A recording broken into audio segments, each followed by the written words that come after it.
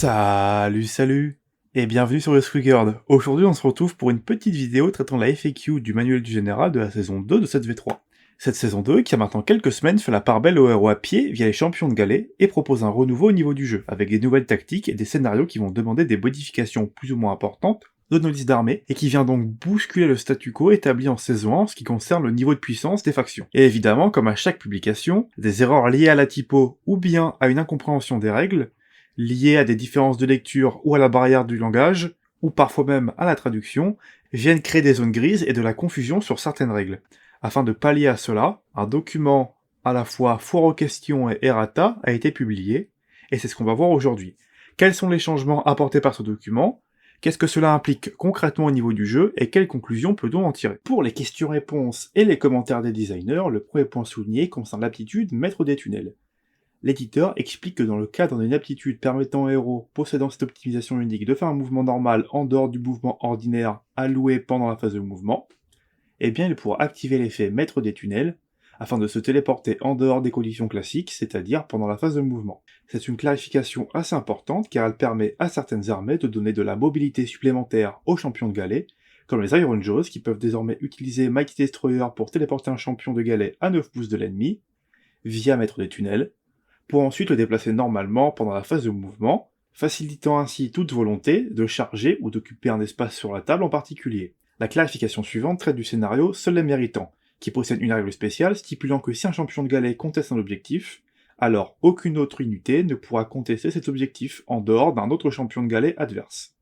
Or, comme vous le savez, dans certains cas, notamment pour la tactique de bataille profaner leur terre qui demande de contrôler un décor, on utilise les règles de contestation des objectifs. Ici, la clarification nous rappelle que la règle du scénario n'affecte pas les décors, qui continuent d'utiliser les règles classiques, si vous avez besoin de vérifier qui de vous ou de votre adversaire conteste actuellement un décor. Ensuite, l'optimisation alimentée par la rage de Gur,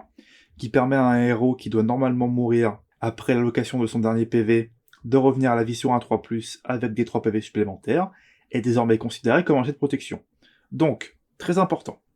si vous utilisez cette optimisation, et que le champion en question possède une protection soit via son profil, soit via une autre règle, pensez bien à ne pas lancer vos jets de protection tous en même temps, mais de lancer autant de dés que votre héros possède de PV, moins 1, afin de pouvoir conserver ce dernier PV pour lancer le 3+, de l'optimisation en question. Car si vous oubliez de le faire, et que par exemple pour un héros qui possède 5 PV,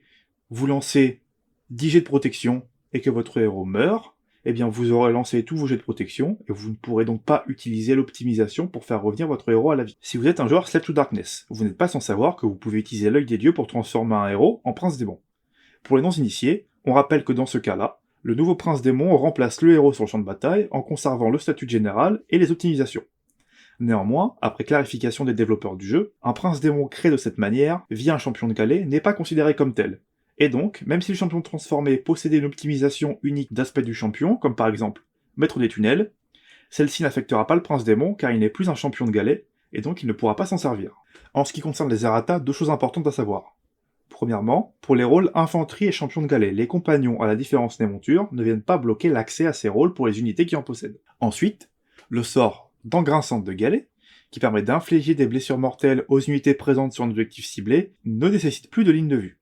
Ce qui est un coup d'arrêt à toutes les situations théoriques un peu farfelues, où un socle ou un bout de décor pouvait parfois bloquer l'accès visuel à un objectif, qui est, pour rappel, un point sur la map avec une zone de contestation, qui fait souvent un rayon de 6 pouces. Et pour finir, le dernier errata concerne le scénario Ligne de bataille, qui est un scénario où les quarts de table sont des objectifs, qui se contestent par les figurines entièrement présentes dans ce quart. Pour toutes les autres règles, conférant des bonus ou infligeant des malus ou des dégâts, par exemple le sort vu précédemment dans Grinçante de galet, vous devrez utiliser le centre du quart de table comme référence de mesure. En d'autres termes, et pour poursuivre l'exemple, si vous utilisez le sort dans Grinçante de galet sur un quart de table, eh bien ce ne sera pas toutes les unités du quart de table qui se verront affectées par l'effet du sort, mais seulement celles situées à 6 pouces ou moins du centre de quart de table, ciblées par l'effet du sort dans Grinçante de galet. Et bien voilà, c'est tout pour cette fois. Si jamais vous avez des questions ou des remarques concernant cette FAQ, n'hésitez pas à poster un commentaire afin qu'on puisse en discuter avec vous. Et si jamais vous avez apprécié la vidéo, n'hésitez pas à laisser un pouce bleu, voire même à vous abonner si ce n'est pas le cas.